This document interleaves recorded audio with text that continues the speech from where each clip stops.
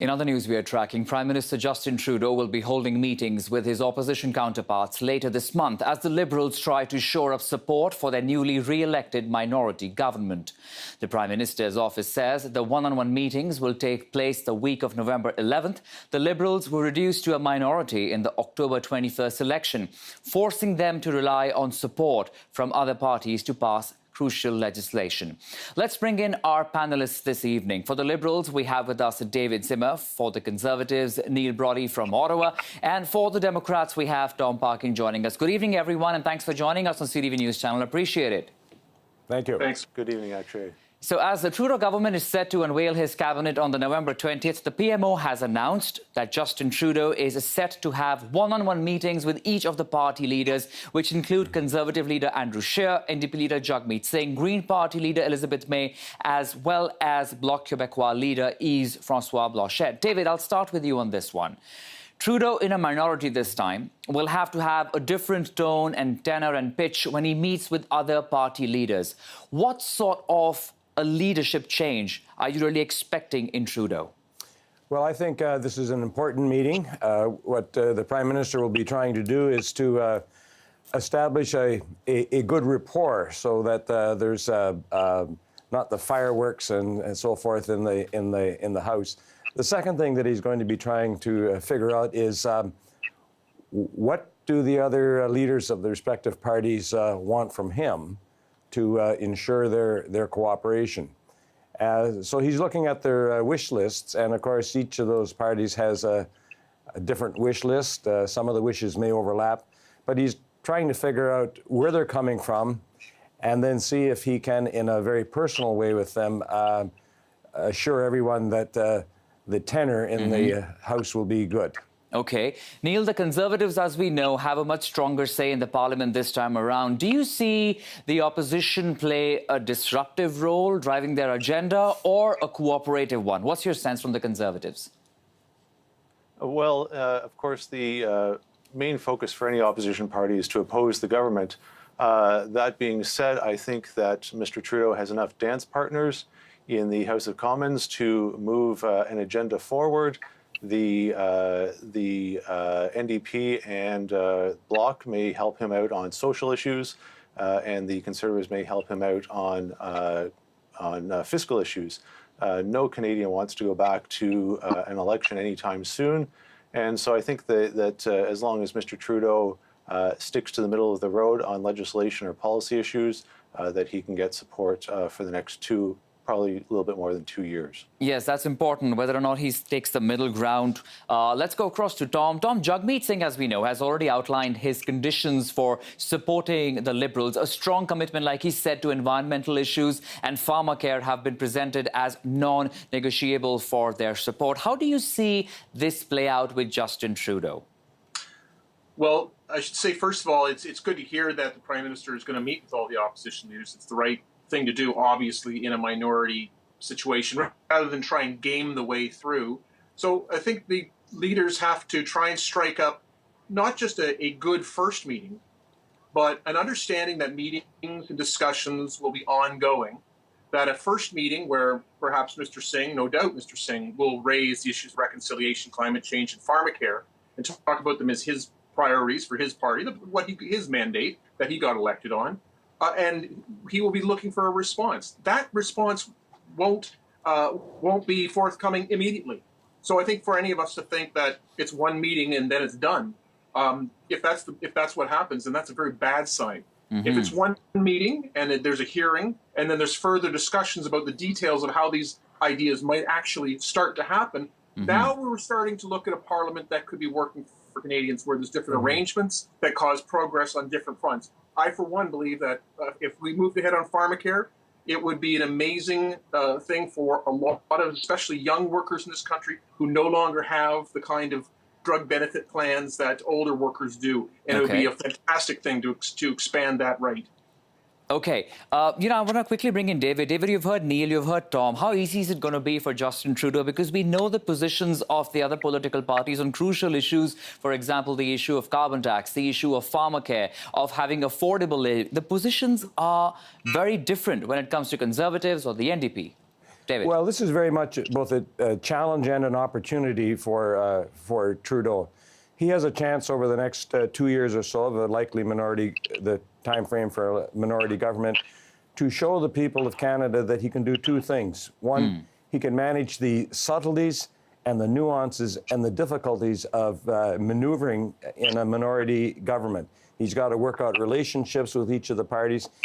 I think at the end of the minority government, if the Canadians are satisfied that he's been able to navigate these very tricky waters, they're going to have increased confidence in him going into the next election as someone who can manage the country.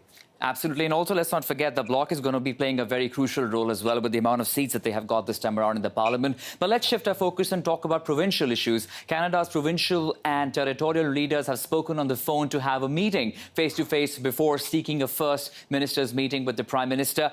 David, working with provinces presents a big challenge for Trudeau as well, leave alone just the Parliament, especially with no seats in Alberta and Saskatchewan. What should be his strategy for a smooth sail that wouldn't rock the boat too much? Well, here the pressure on him is just compounded by the provincial premiers. They've all got their wish lists. The leaders of the federal opposition parties have got their wish lists. So you've got a dozen or so changing wish lists, and he has to figure out how he's going to navigate, who he's going to work with, who he's going to pair up with to get something through. It's a real challenge for the Prime Minister. But as I said, it's an opportunity. If he can demonstrate that he can navigate these treacherous waters, he's in a good shape with the voters coming up at the end of this minority. Right. Neil, the positions taken by Conservative premiers, as we know, Jason Kenney of Alberta as well as Scott Moe of Saskatchewan, on carbon tax and the revamp equalization system are very clear. How do you see Trudeau, who is the champion on, for example, carbon tax, deal with this? Or will the premiers have to stand down on some of these demands? Well, this will be a true test of Mr. Trudeau's statesman-like qualities. If he can work in good faith with the Conservative premiers in the West, he can show that he's able to return perhaps later on with a third mandate. But also, Mr. Kenney and Mr. Moe must also go into this with a bit of water in their wine in order to get what they want. It will be a true test of Mr. Trudeau's abilities, whether he can appease the climate side of his caucus, along with the economic development that is required in Canada. Yeah, something we haven't seen, of course, with the Liberal leader, because it was a different parliament last time around. Tom, your thoughts? We have Quebec and BC on one end, Alberta and Saskatchewan on the other. How will this work out? Well, I think, the point raised is a good one. It's not just up to the Prime Minister to pull his horns in, but also for the premiers to be appropriate. Remember that we're all residents of a province, but we're citizens of a country, and we expect no different behavior or quality of behavior from our premiers than we do of anybody else. So the intransigence and the sort of fanning of nasty flames in the last few days that we've specifically seen from Mr. Kenney, I think are undue, should be rolled back, are inappropriate, and people should ask him to just, really frankly, cool it for the sake of the country. Yeah. There's two fronts here that are important.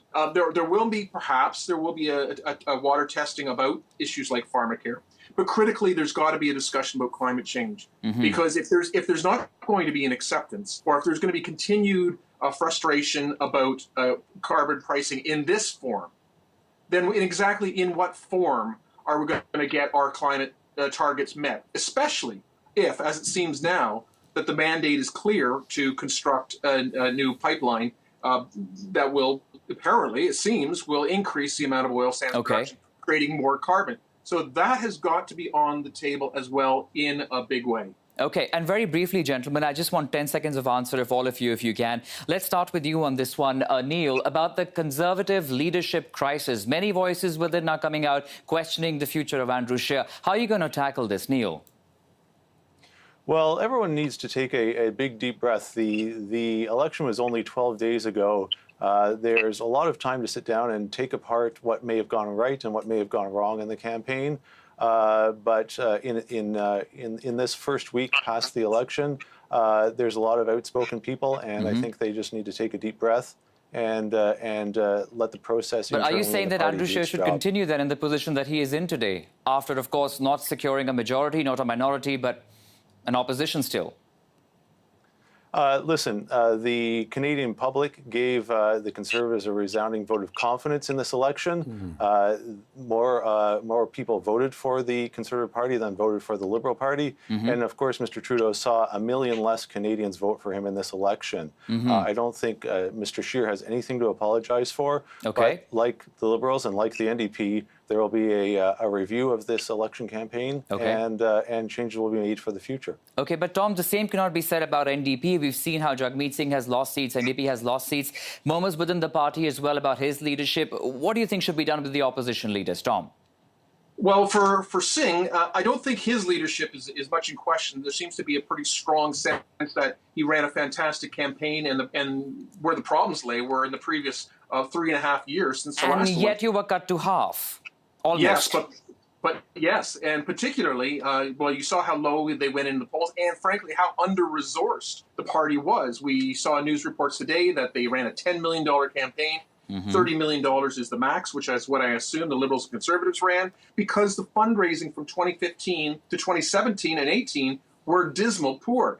Now, during the campaign period, it picked up. So the challenge, I think, for Singh is to build his team, and frankly, to make the New Democratic Party one that can really fundraise, so that it doesn't get itself in the situation again where it cannot run a fully resourced campaign and really waste all the good efforts of a leader. All right, David, your thoughts. Will it be better for Justin Trudeau to work with the same leaders of the opposition parties, or to start afresh with new leaders will be the way forward for better functioning of the Parliament? Quickly, David. Well, I think it's best for the Liberal Party to keep Scheer in place because he hasn't got any traction with the voters. Okay. You know, Scheer, these are ominous times for Scheer.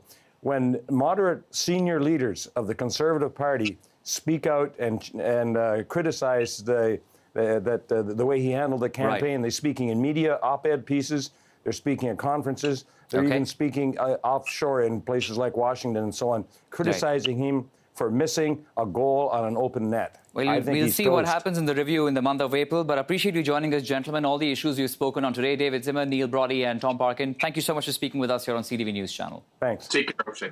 Thank you, Akshay.